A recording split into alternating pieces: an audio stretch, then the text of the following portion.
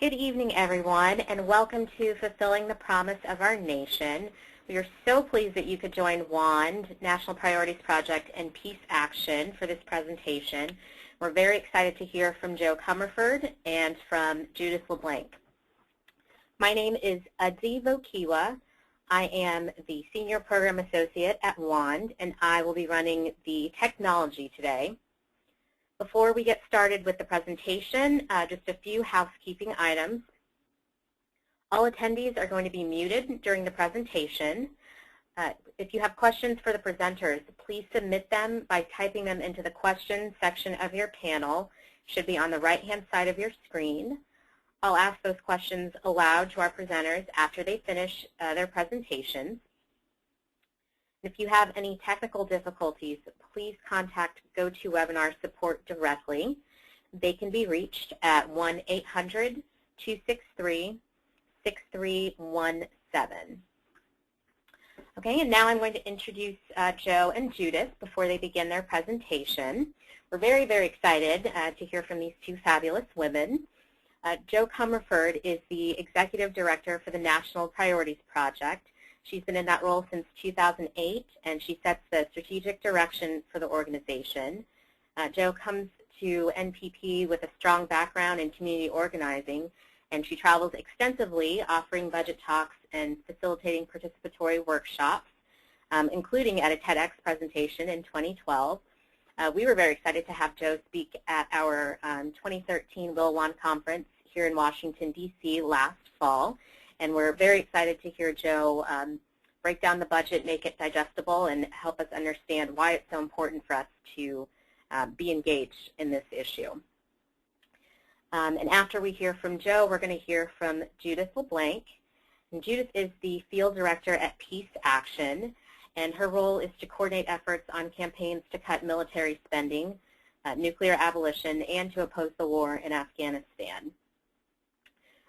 Judith works closely with Peace Action's affiliates on grassroots organizing efforts. She is the organizer extraordinaire, and I don't know how she keeps up with all the good work she does on a number of different campaigns. And Judith is going to tell us more about the Global Day of Action on military spending and different efforts going on throughout the country that we can take to reduce the Pentagon budget and to craft a budget that better suits our needs. So with that, I'm going to turn it over to Joe. Thank you so much, Udzi. And you know, I actually agree with you. I don't know how Judith gets everything done, and I also feel the same thing about you. So NPP loves WAND-WIL and certainly loves Peace Action as well. And so it's just a delight to join you this evening. So fulfilling the promise of our nation, it's a big task for the federal budget, and yet it is the task that the federal budget is ripe for. And forgive me, I'm actually trying to page down, and I'm not actually able to page down at this moment. Forgive me, Udzi, I think I'm having a technical difficulty. Oh, okay. Try right-clicking on the slide and see if you can choose next slide. It worked just during our dress rehearsal, of course. Oh, there we go. So the 2015 federal budget, forgive me, friends, we're back on track. We have the President's Budget Blueprint. It's recently out. We have the Congressional Progressive Caucus budget, also recently out. We understand that Budget Chair Paul Ryan's budget will be out likely in April. So what is the federal budget, and why does it inspire so many others in Congress to put out departures or like plans for going forward? Well, you know, as Barbara Lee tells us, it's our nation's values and numbers. It's our blueprint, our very best blueprint for how we're going to make our money as a nation and how we're going to spend it. It's also ours. We, through our payroll and individual federal income taxes, we're going to generate 80% of the revenue through our tax dollars. So we're major stakeholders, major investors in this blueprint. And as I mentioned, it's the very best vehicle we have for fulfilling the promise of our nation and reclaiming what we call at NPP our languishing democracy. It's our most powerful entry point.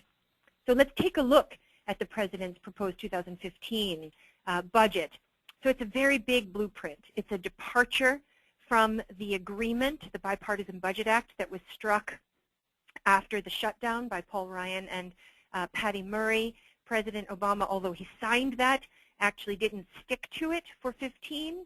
He added $56 billion in additional discretionary spending through something called the Opportunity Growth and Security Initiative. That's split evenly between defense and non-defense discretionary. What's important about this blueprint is that it represents both the best thinking of the President's agencies about the forthcoming year, but it also, if adopted, would actually change the landscape for decades to come. So President's budgets have projections out about everything, from interest rates to cost of living adjustments to the kind of investment that the President and his administration wants to make in the nation.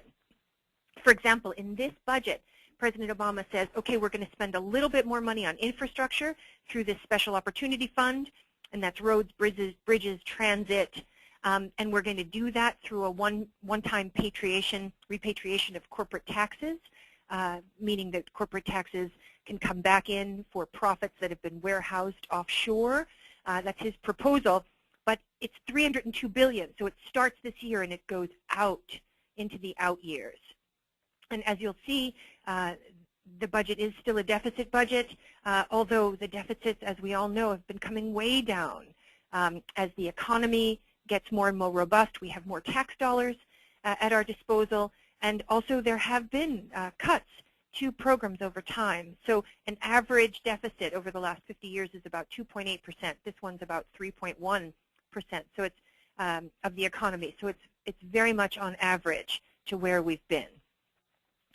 So let's pause for a moment and look at where your 2013 federal income taxes went. Again, we are the major stakeholders of this budget.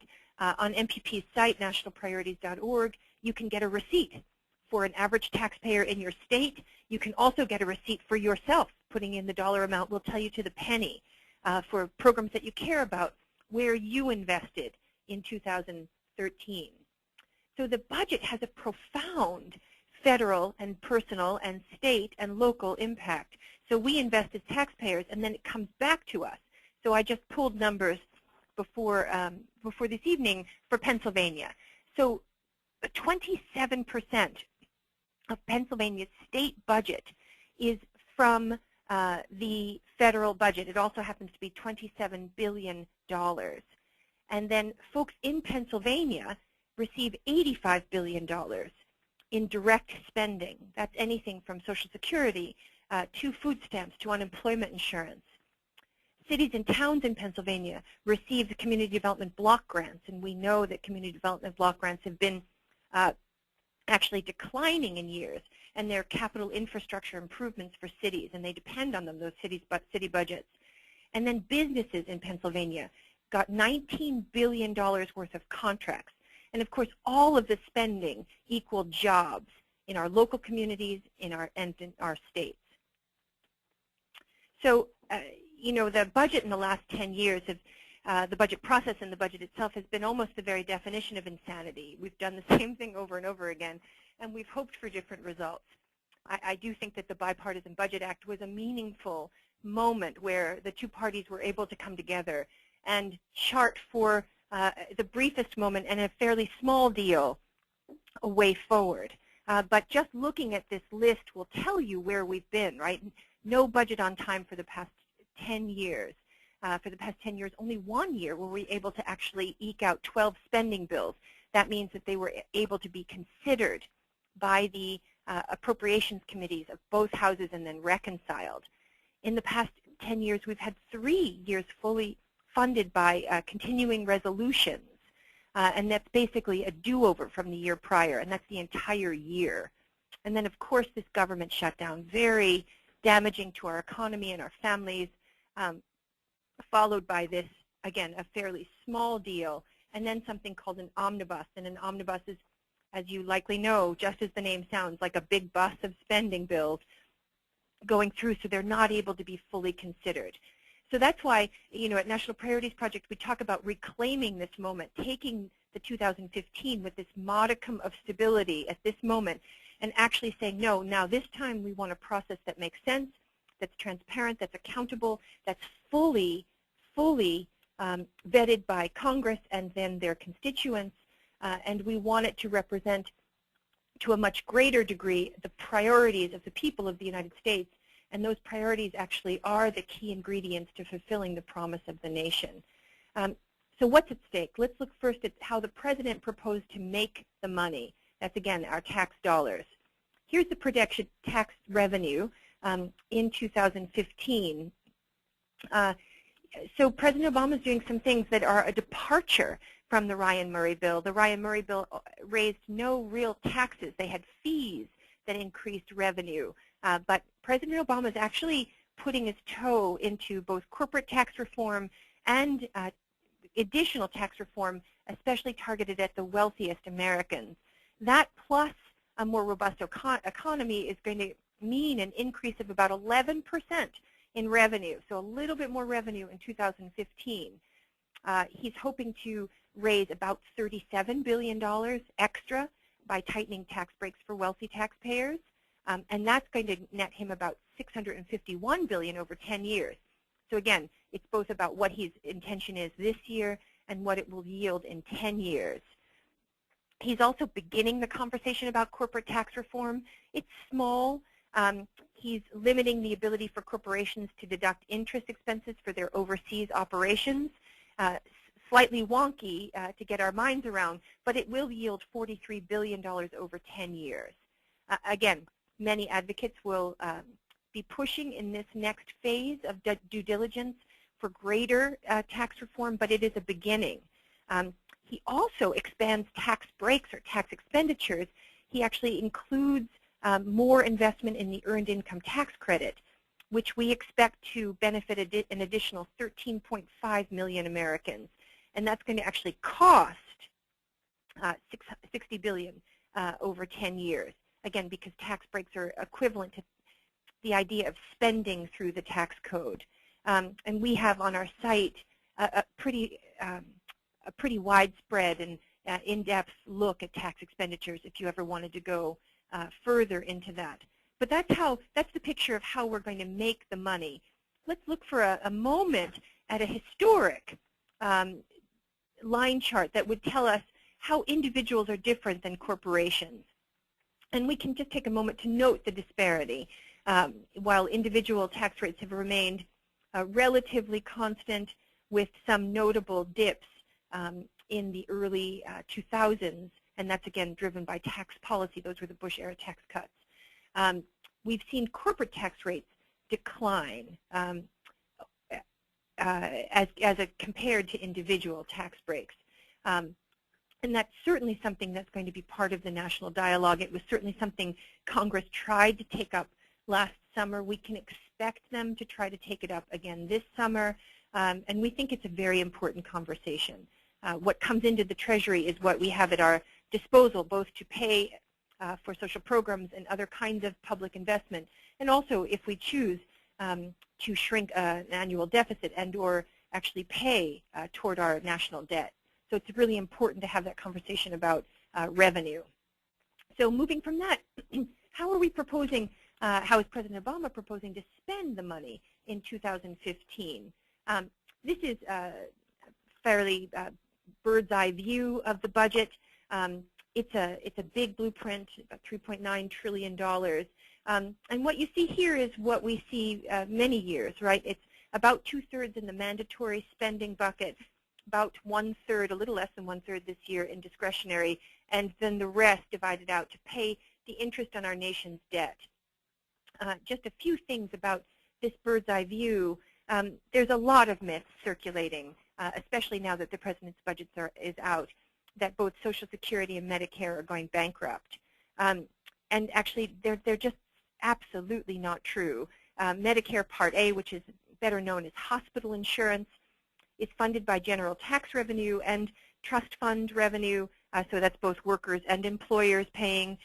We pay about 1.45% of our payroll income, and Medicare Part A is fully funded until 2026. Part B and Part D, which is medical insurance and prescription drugs, are funded through general tax revenue. And both Part B and Part D and Part A are really being dealt with in small measure right now by what's known as Obamacare or the Affordable Care Act. But indeed, the Affordable Care Act is being tested right now to see if it can and will make a meaningful course correction in the healthcare costs that our nation is enduring. And in fact, many economists believe that it will. So there's a very positive story there. Similarly, Social Security can pay all the benefits through 2033, after which time it can pay about 72% through 2087. So that's not a house on fire either. And there are many ways to strengthen Social Security. And if we pause for a moment to consider national polls, what's clear is that the majority of Americans really want investment in these areas. So this is heartening to us. One thing that President Obama didn't actually choose to bring on was a look at the payroll tax cap for Social Security. So right now, those individuals making above $117,000 do not pay taxes on their, don't pay Social Security taxes. Similarly, and so that could be looked at as a possible revenue generator. Similarly, though, however, President Obama didn't choose to put something called chain CPI into Social Security, and that was considered a very, very positive step. And again, many on this webinar likely raised your voices when considering that chain CPI would have actually curtailed benefits over time. So that was a very positive step. Moving for a moment and follow that red arrow, if you will, from the discretionary pie down to more of a full picture look at the discretionary pie. So, we can see in a moment, in an instant, what the story right now is of our discretionary spending. Again, just as its name sounds, it's proposed by the President at the discretion of the President in Congress. It goes into effect. And so, in a second, we can see that the military is, continuing to consume more than half of all our annual discretionary spending. This year, it's a 5% increase relative to 2014. That's not including war funding. And this budget looks for an additional $115 billion in additional spending over 10 years. So in the Pentagon. So it is a robust investment in the Pentagon. And we should pause for a moment and just think that the Pentagon budget grew 35% over the decade following 2001, where domestic discretionary, which are the slices on your left, only grew 12%. So that's something for us to get our minds around. Another way to look at this budget is to look at the total quote-unquote security package. Homeland Security, which lives in all of the different slices of it, live in all of the different pieces of the pie, that alone has cost our nation nearly $900 billion between 2001 and 2014. That number, just if you're trying to get your mind around it, is more than was spent on the New Deal. So there's been a very large investment in not only Pentagon over time, but in Homeland Security. Also, though, if we're looking at this pie, both as a static image of proposed spending in 15 and what might come, President Obama does say that he wants to invest $66 billion over the next 10 years to expand pre-K and Head Start. It's the Preschool for All initiative. And he's choosing to offset that by a higher cigarette tax per pack. So inside the budget, there are both big global tax changes, but then there are also these smaller one-offs, if you will, that the President is intending to use to pay for some of his additional spending. So here's a look at, like we did with corporate and individual taxes, here's a look at military and non-military spending over time. So I just want to go for a moment and pop a few myths that we heard, especially when Secretary of Defense Chuck Hagel started to talk about the Pentagon being hollowed out. And certainly everyone on the call cares about the jobs for servicemen and women and for those in the defense industry. But as we were looking at Secretary of Defense Hagel's remarks, the numbers just didn't match what he was saying was happening. So if you go back to 2013, the Pentagon adjustments resulted in, and this is of course because of sequestration, resulted in about a 5% 0.7% cut in 2013. But in fact, when we looked at 2014, and then again, this is the Ryan Murray deal, the Pentagon actually only was cut about 0.62%, so less than 1% cut. And while domestic programs received no such leeway. And this has a lot to do with something that you might have heard. It's called the slush fund. It is the overseas contingency operation. And as we wind down the wars, people have been wondering why it is that we need to continue to have this overseas contingency operation that has been really dedicated to the U.S. wars in Iraq and Afghanistan. And in 2014, not only did it contain war expenses, but the Pentagon was allowed to put baseline expenses into that fund, and that fund is not subject to the caps of sequester or any kind of caps at all. So it was able to, in fact, boost up the Pentagon spending considerably. So now let's jump for a moment to 2015. You might have heard Defense Secretary Hagel talk about this number, this $496 billion, and spending going back to the pre-Cold War. And indeed, that's what I heard as well, and that is the baseline Department of Defense budget. But here's what we have to add on top of that. We have to add nuclear weapons, and that gets us to about 521 with some smaller miscellaneous expenses. And that's what was the Ryan Murray agreement. But then we have to add on top of that this Obama Opportunity Growth and Security Initiative, which is going to yield another $28 billion. And then we have to add on war spending, and that gets us to the $640 billion. So it's a very different picture than what we heard in the news, and it's certainly a very different Pentagon than we understood was being enacted with this budget. And let's just take a moment to look at war spending over time.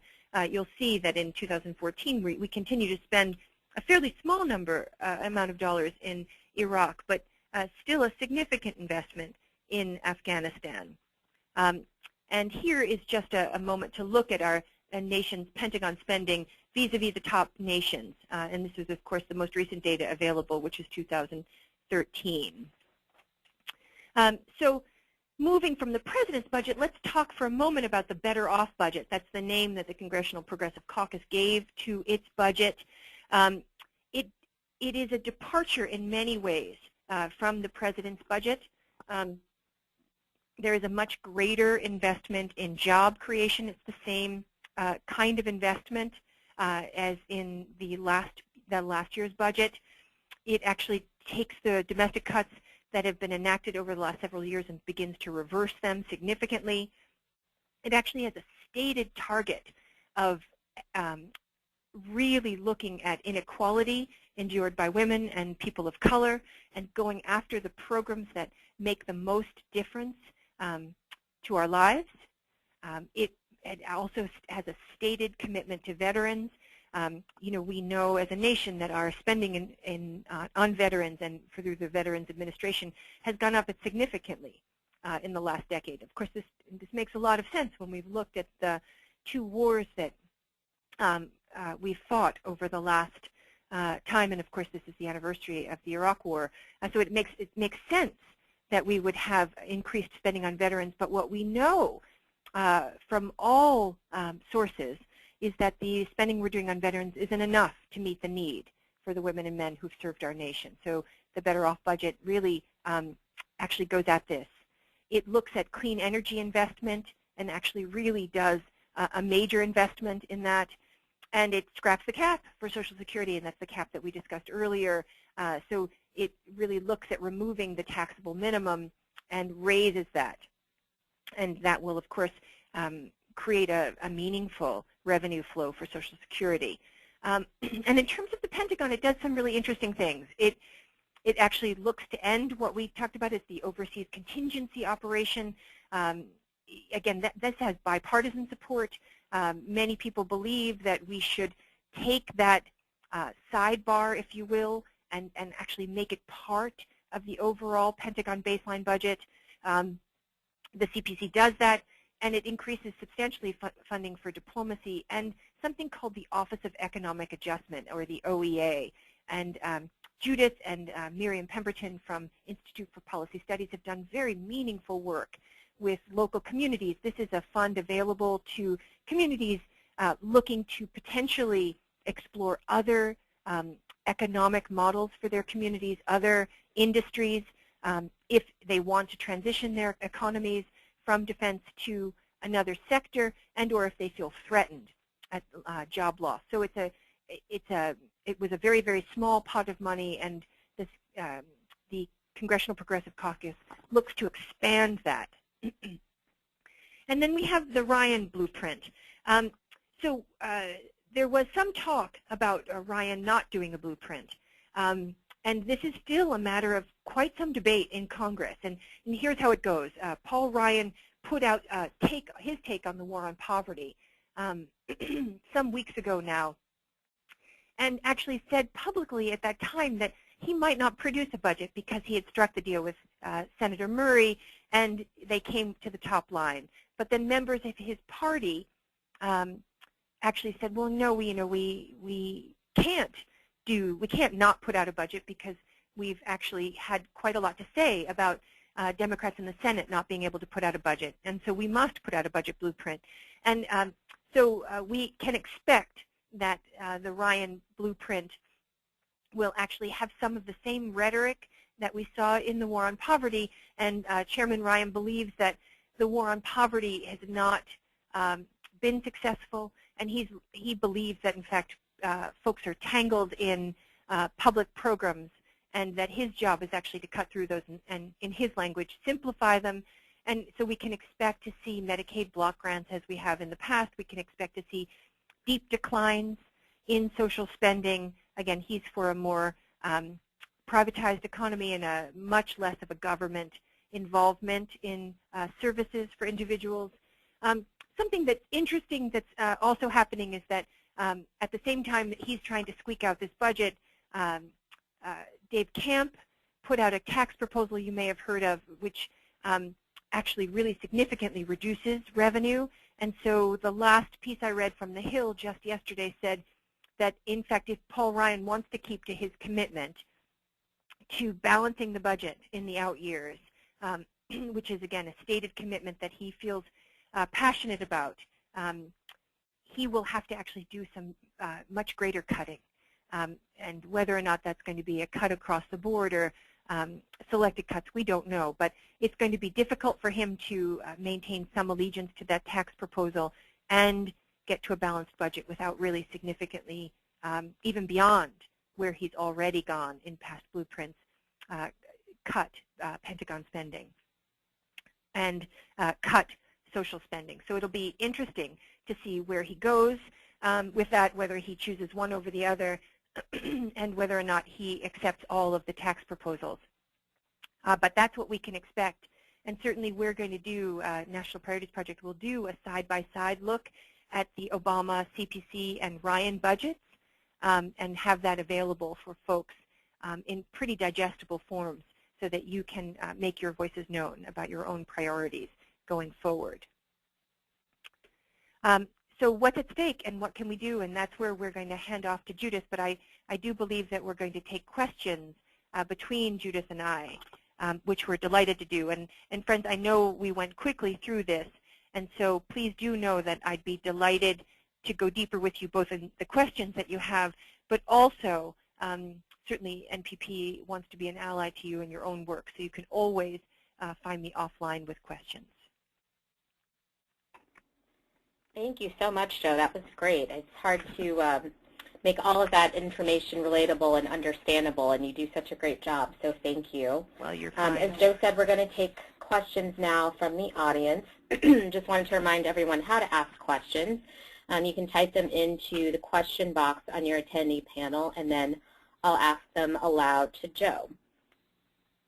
So our first question is from Rosemary Keene. And Rosemary asked, is Homeland Security included under the military budget? No, Rosemary, it isn't. And actually on our website, under analysis, you can find our full scrub of what we call total security spending. But Homeland Security is not part of the baseline Department of Defense. And it actually, the tricky thing about Homeland Security as an entity is that it both has a concentrated pot of money, but then also Homeland Security money is, if you will, peppered throughout the other slices of the budget pie. So it is hard to find it in its totality, but we do scrub it every year so that we can understand the magnitude of this money. It is quite a large sum of money that our nation dedicates to this every year, and that's of course money that has different uses, right? It has some, it has a lot of use in the immigration field. It has a lot of use in the border work that our nation does, and then of course in all of the ways that are perhaps more familiar to you. Thank you. Our next question is from Pat Hunt. Pat asks, exactly how has President Obama's decision to reduce the size of the military affected the budget? I've heard that defense spending will be cut. I've also heard that defense spending is basically the same, even though the number of troops will be reduced. Well, that's a great couple of parts to that question. So in fact, President Obama hasn't in this blueprint reduced defense spending. And that's the little equation that we did, and I'll go back up to this line chart. He is actually not reducing. That's the blue line at the top is military. He's actually, it's going to go up 5% in between 2014 and 2015, and it really didn't suffer a big dip in 14, right? That 0.62% is almost nothing of a cut. So in fact, on his watch, Pentagon spending certainly decreased in terms of the real apex of the U.S. wars in Iraq and Afghanistan and that spending there. But in fact, now it is trending up. So the baseline's 496. That's what we heard Defense Secretary Hagel talk about. Then when you add nuclear weapons, which you must do, and we take them out of the Department of Energy, so it's not in the baseline Department of Defense budget, but we think it should be, and so we take them out. Then that pluses it up to 521. And then in this year's budget, there's something called the Opportunity Growth Security Initiative, and that adds another $28 billion. And then with the wars, we get to $640 billion. So all in all, an increase. When you add the wars in, the increase is slighter, but the baseline is 5% more than 14, and then with the wars, because the wars, again, the war spending is declining, it's a 2% increase relative to 14, but still an increase nonetheless. And there was a second part of that question. Yes, and the other second part of that question is, it is curious that the war spending isn't decreasing more as personnel leaves. And there are very good minds on this, among them William Hartung in the wider peace and security community, looking at the per-person cost continuing to either remain the same and or increase, and wondering, in fact, where the cost is going. And certainly we've seen greater investment in this budget to weapons manufacturing and research and development.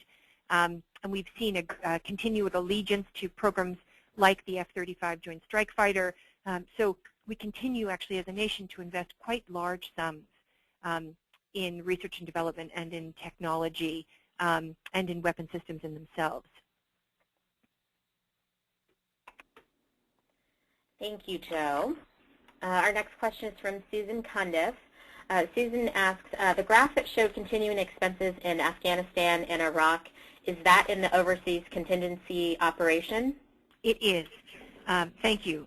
These numbers have they were called at one point in the beginning remember they were called the War on Terror. That was the emergency supplementals, right? Those were during the Bush administration, and then when President Obama came in, he did the right thing, which was he claimed the war spending inside the budget, and that was significant and important in terms of the total budget number.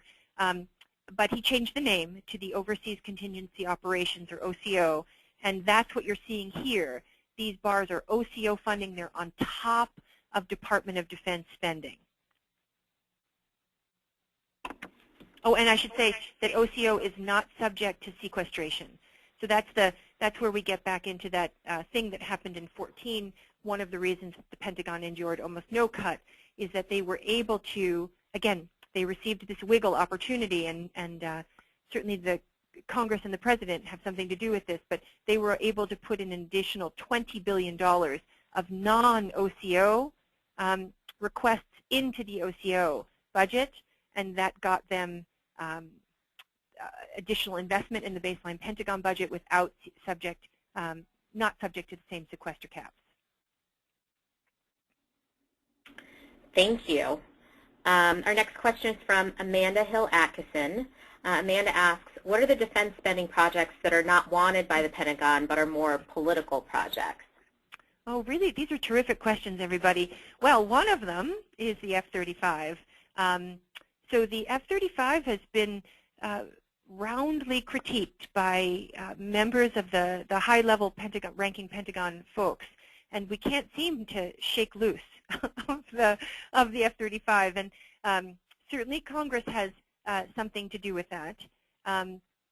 There's also some broad agreement on elements of missile defense, and again, that has a lot to do with assessments that the Pentagon's doing about what's a so-called 21st century threat.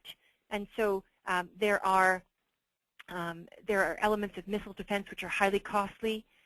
Also mutually agreed. Again, there's bipartisan agreement there that we could, in fact, curtail investment in as a nation.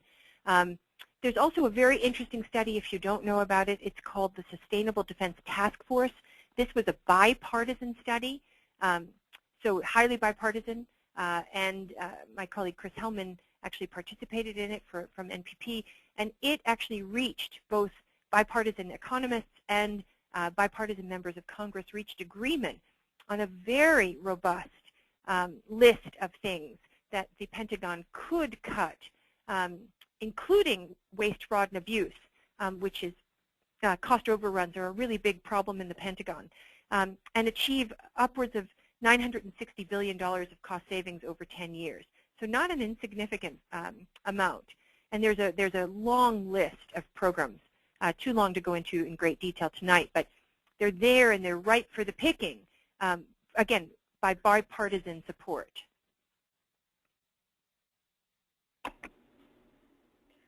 Great. Our next question is from Jan Bendor. Jan asks, many studies have shown that military spending is a dead end economically. It doesn't enhance job creation or produce new products except weapons. So who's benefiting from military spending, and how do we reduce their influence on our money? Wow. You're asking really the question of the day, aren't you? So first, to your point about the economic benefits of Pentagon spending, for those who don't know, there is a really phenomenal study that actually WAND needs to be thanked for, WAND and the Political Economy Research Institute. So Perry and WAND, with the support of WAND, commissioned a study that looked at the economic impact, both in direct and indirect jobs, of federal investment in a broad range of sectors, including defense, and found, in fact, that military jobs were among investment in the Pentagon was among the least productive in terms of job creation, ways of actually stimulating the economy and creating jobs. And so, it really begs the question, why then, if a nation is concerned about jobs, why is it that we continue to invest here? Often when I'm asked this question, and it's a good one, I talk about the failure right now we have of imagination, and Judith's going to talk more about the communities around the country who are able now to actually dream of another way of investing, of having federal investment in their communities. And so that we have this failure of imagination where we forget that we could turn spending, as we did, actually, I'll go back to this line chart, we did after the war on poverty, after the women's movement, after the civil rights movement in the 70s, and right up to 81, which was the onset of the Cold War, we had really robust investment in the social sector, and jobs were coming back, and poverty was dropping, and certainly we were really a profitable nation at that time. And so we've been locked in this other paradigm now for far too long, as we all know. And so there's this failure of imagination, which, I see real signs of hope, and that's where the Office of Economic Adjustment comes in, where we can retool. And clearly one of the big challenges of our time is money in politics. And so I see the sort of a triad happening with all of our work. It's both we have to get this information about the President's budget and taxes, which is in fact ours to have, and if we get it, we can be stronger advocates and do this reclamation work, this democracy revival work. But at the same time, as we do that, we have to look at money in politics because it's absolutely playing out right now in the ways in which Congress is stuck. And of course, then we have to actually increase access to voting. And I see these in the same universe of work that must be done in 2014 and moving forward. Okay, I think we have time for just about one more question because we want to make sure we give Judith enough time to tell us what we can do to change that trend. Exactly. And our next question is from Karen Dolan. Karen asks, would you say then that sounding the alarm about the OCO and Homeland Security spending is one of the most important things that we as activists can do? And if so, what's the best way to do that? Thanks, Karen. It's a really good question. Yes, I do think that both of these are ripe areas of intervention, and there have been a number of now action alerts and petitions that have really picked up on the OCO as a very strategic way in. Today one came from the Nation and Roots Action. Peace Action has done one, NPP and U.S. Action did one, and I know Win Without War did one. So there seems to be broad peace and security support for really going at this as a very strong mechanism, both to really call forward the kind of disconnect between the rhetoric and actual facts about Pentagon spending, but also to actually prevent this slush fund from being available to DoD folks in the coming budget. So I think it's a really good thing. And in terms of Homeland Security, I think Homeland Security is vitally important for us. I feel like we don't, when we talk about Pentagon and war and overseas military base construction and foreign military aid and nuclear weapons, which adds up, we still don't touch the tip of the iceberg of where we invest as a nation. And so even in, for example, the community, housing and community piece of the pie, in NPP's categories, or even in terms of food security, or in terms of government, there's, in each of those slivers, there's money dedicated to Homeland Security efforts, and I think it would be vitally important for us as a nation to understand that, because again, it's part of what's so opaque about the budget, and part of what's hard to get a handle on the impact of federal spending and revenue decisions. So yes, however, I think that's going to need more thought about how do we get inside of that and really crack it open for folks to look at it.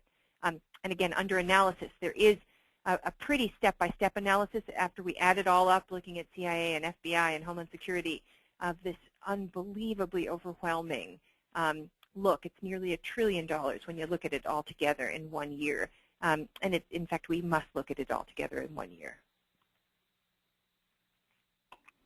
Thank you so much, Joe. Appreciate your presentation and taking those questions. I'm now going to turn it over to Judith LeBlanc, and she'll tell us how we can take action. Judith? Good evening, everybody. I'm really excited about the potential that we have for building a movement that can really tangle with the very complicated process that Joe so ably untangled and unraveled for us. We do have big challenges, but we have an opportunity on Tax Day, which is at the same time the Global Day of Action on April 15th, the Global Day of Action on military spending. This Global Day of Action was initiated by the International Peace Bureau 4 years ago to shine a light on the human and the economic costs of military spending. The International Peace Bureau was founded in 1891, won the Nobel Peace Prize in 1910. They have street cred on peace and justice. So when they asked us in the U.S. to come together 4 years ago to initiate and help spur on local actions on military spending, we said, hell yeah. Because we're joining with people all over the world to say no to military spending and yes to sustainable economic development. the International Peace Bureau launched this annual Day of Action in order to highlight and mark the release of a report by the Stockholm International Peace Research Institute, SUPRE.org. If you go there, you will see that this is an institute that does all kinds of research on arms trade, on sustainable economic development, and every year they release a research project on military spending, and each year they come forward with the finding that we know all too painfully that the U.S. spends more than the next 5 countries put together.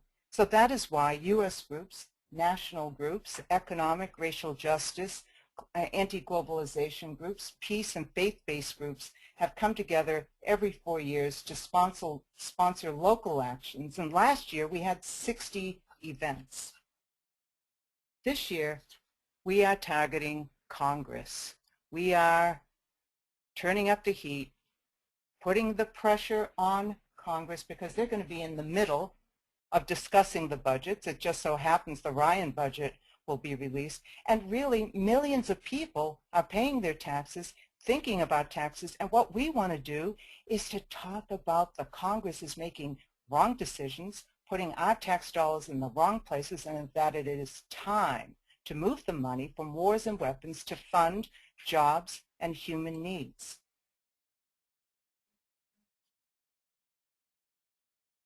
So what kind of actions are being planned? Well, we are, you can move to the next slide, Joe. We are hoping that you will do some things that are traditional for some groups. Organize meetings with your congresspeople, lobby, town halls. In Boston, they are doing a town hall meeting and invited local and congressional representatives to hear from our communities what we want them to do about military spending and funding human needs. We also want you to be creative. For example, perhaps, especially if your congressperson is a staunch supporter of the military-industrial complex, perhaps you could do an impromptu call-in, getting people together with their cell phones, handing out informational leaflets, and asking people to call the congressional rep to say, we've got to move the money. We want our tax dollars to go for jobs and human needs, not wars and weapons. Perhaps your organization can do a social media action and target your congressional representative, target his or her Twitter account, his Facebook account, and get the message heard loud and clear. We have some ways to really, I think, open up the social media floodgates. So these national groups that are sponsoring the Global Day of Action on Military Spending on Tax Day, April 15th, well, we know we're stronger together than apart. So we're also pooling our resources. And we have created a lot of local organizing materials available for download from the website demilitarize.org. You go to the drop-down menu, and you can see Tax Day, GDAMS US, and that's where you go to get some fantastic materials. AFSC has created a downloadable template, which I hope that you are seeing because I cannot see the PowerPoint.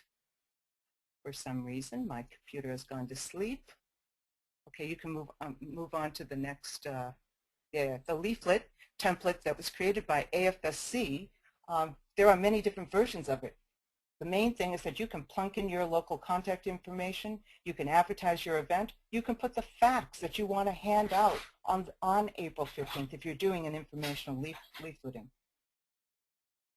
If you have an event planned, I just want to say, and I'm going to say it about 3 times, please, please list it on demilitarize.org because, frankly, groups from around the world, they want to know that we're getting down and dirty. We're organizing grassroots events to put pressure on Congress to cut the Pentagon budget. We are in this Move the Money movement for the long haul, and this webinar is one of a series that we are doing to help local organizers build capacity, to get facts, get skills, and to keep growing this movement that has to be organized community by community. March 24th, we are having a webinar at 8 p.m. hosted by American Friends Service Committee, sponsored by Win Without War and Peace Action. The topic will be eliminating the Pentagon slush fund, to get all of the details around the OCO, the Overseas Contingency Operations Fund. And we want to help people understand what this money is, what the history of it is, what they've been doing, and how we can try to, shall I say, flush the slush. To get information on that, it'll be posted on demilitarize.org. We are also having a second capacity building webinar. It's actually not a webinar, it's a training conference call hosted by the New Priorities Network, and it will be a training by some media folks from the Pentagon Budget Campaign and Rethink Media. They'll talk about how to use social media on the day of. They'll talk about letters to the editor tips and how to get earned media for the events that you may have planned. If you've not planned an event already, just please consider the fact that you could set a meeting with a congressional rep, organize a town hall meeting, and you can get the information that you need to lobby effectively right off of the website, downloading fact sheets that AFSC, National Priorities Project, the War Resisters League, a number of groups have put up fact sheets that, in fact, will give you the ammunition, if I might use that, to lobby your congressperson. Perhaps you want to do a leafleting. You know, in Cincinnati, they're going to be doing a chalk talk. I like to call it a chalk talk. They're going to be in a very visible place downtown in Cincinnati making the bar graph that shows how much money, 57% of discretionary spending, that gets poured into the Pentagon, and how it compares to education, healthcare, and transportation. Then they're going to do leafleting. You can download leaflets that have facts that can help people understand the very nature of the national spending priorities and why we need to change them from the website. If you're going to do an educational forum, you can get speakers. If you go to the website, contact us. There are speakers, I'm sure, in your area that we could connect you with. So all in all, I want to just end by saying that there's 1 month left before tax day and the Global Day of Action on Military Spending, but there's still time to organize something in your community that can lift up the realities of the federal budget and the wrong priorities that exist right now, that can put some pressure on your congressional representatives to move the money and to actually begin to reach out to economic, racial justice, community groups, faith groups to join together in order to change national spending priorities. That's what the Move the Money movement is all about, and we hope that you will join with us and initiate some local actions in your communities. So now we want to end this section by seeing if you have some questions about the Global Day of Action on Military Spending, or if you want to do a shout out and tell us what you've got planned in your area. Thank you so much, Judith. While we're giving people a chance to type in the information about activities they have planned or their questions for you, I also just wanted to take a minute to plug an initiative that WAND is doing. Through our Women Legislators Lobby program, we are circulating a sign-on letter that's going to Congress on tax day. And the letter is calling for Congress to reduce Pentagon spending, specifically to reduce spending on nuclear weapons and to eliminate the overseas contingency operation. So for any state legislators that are on this webinar, if you would like to sign on, please send me an email or give us a call here at the DC office. And we also encourage all of our activists on the line to reach out to the state legislators in your communities and ask them to sign on to the letter. And that's something that will be available through the demilitarize.org website for folks to take with them to meetings with their members of Congress.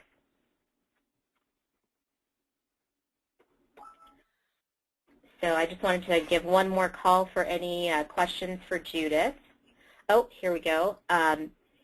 Jacqueline Cabasso says, coming tomorrow, there's going to be a Global Day of Action on Military Spending mayoral proclamation campaign, a sample proclamation and toolkit that will be available for everyone's use.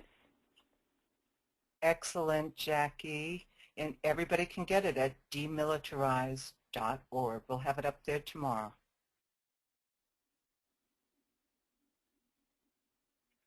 Well, great. I think folks are still typing in. I think we're just going to go ahead and wrap up. But again, please contact us. Joe, I think there's a slide with our contact information. For more information about the budget, Joe at National Priorities Project is who you want to talk to. For information about actions that can be taken on Tax Day and the Global Day of Action on Military Spending, Judith LeBlanc is the person to reach out to. And for information on what Wanda is doing on all of those issues, you can contact me directly as well. Oh, one more from Rosemary Keene. Rosemary says there's a coalition to fund our communities and cut military spending. They met with Senator Markey's staff, and they're pushing for a meeting with the senator on the Budget for All campaign. Excellent, excellent. Oh, and Michael Eisenschert wanted us to remind everyone that today is the 11th anniversary of the start of the illegal war in Iraq, and that the war hasn't ended for Iraqis and for vets who suffered the physical and psychic effects of that war. And we want to give a special thank you to Michael Eisenschert and U.S. Labor Against the War. They've been doing tremendous solidarity work all of these years with the Iraqi trade union movement.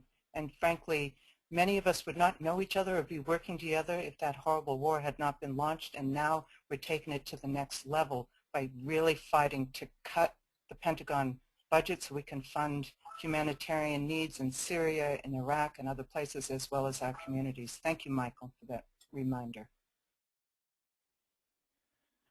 Well, once again, I want to say thank you to Joe and to Judith. You both are wonderful presenters. We're always happy to have you and appreciate your time, and also appreciate the time of everyone on the line at home who joined us today. And with that, we're going to wrap up the webinar, and everyone have a good evening. Good night.